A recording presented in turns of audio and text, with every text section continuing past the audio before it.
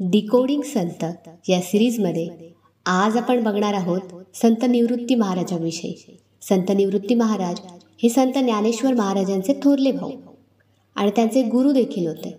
त्यांचं संपूर्ण आयुष्य भक्ती, ज्ञान आणि वैराग्याच्या मार्गावर चाललेलं होतं.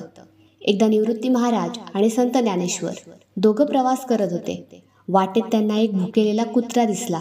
तो अतिशय अशक्त होता, शरीरावर जखमा होत्या आणि डोळ्यात वेदना होती.